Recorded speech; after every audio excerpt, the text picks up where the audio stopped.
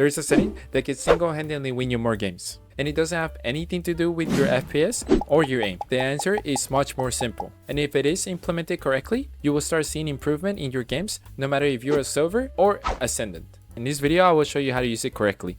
And if you're serious about improving, you need to watch it to the end to understand how to improve in your games. Picture this.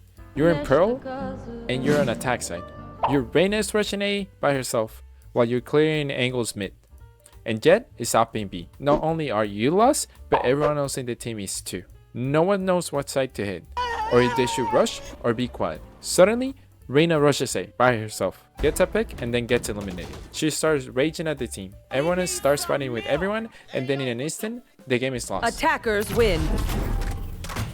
The setting that no one uses properly isn't an easy fix, but one that you should be improving just as much as your aim.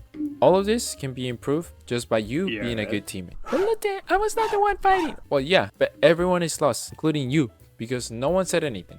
Reyna died inside, pushing by herself because there was no plan. Trust me, your other 4 teammates won't say anything, so it is your job to do it. Any round in Valorant is divided by the same 3 phases: pre-round, mid-round, and post-round. You must be a good teammate in every phase to maximize your potential of winning the game. You may be wondering how. Well, let's start with the first phase, pre-round. You may only be buying your gun and asking your team for a phantom skin, but this is a bad teammate behavior. The pre-round is the most important phase of the round, and it is the one where you have to communicate the most.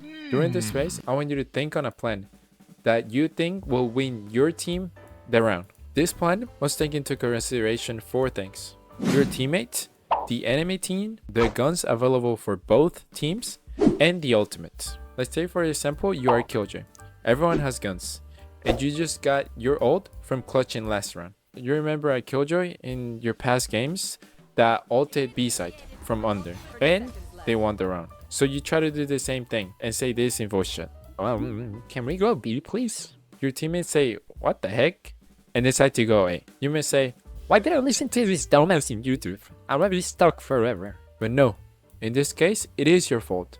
No one is gonna listen to you if you're half asleep and blur out, can we go B? No! I need you to have conviction and portray that conviction to your teammates. This doesn't mean you have to shout, but you do have to have more emotion and instead say this: yo, we have KJ ult, and this ult is lit on B.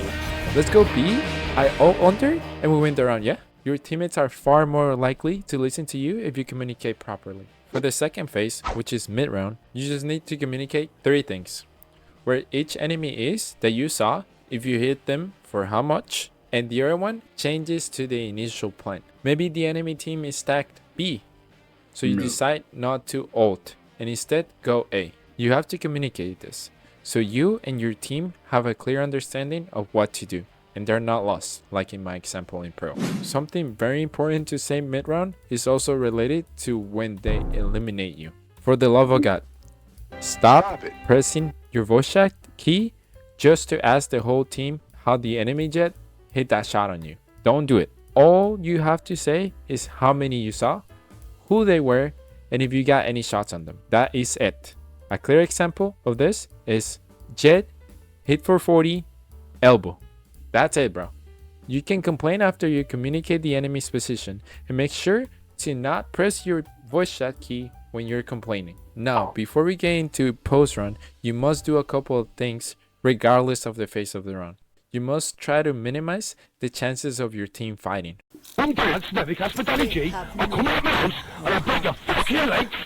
If someone is not listening to you, don't waste time trying to tell them what to do. And most importantly, if someone tells you that you should have won the clutch or that you should have gone B instead of A, use this sick phrase from my boy Woohoojin: you're right, I got dizzy. The teammate correcting you just wants you to agree with them. If you don't agree with them, you both will start holding grudges against each other. But if you just tell them that they are right, they will like you a lot more, and your chances of winning improve for at least a little bit.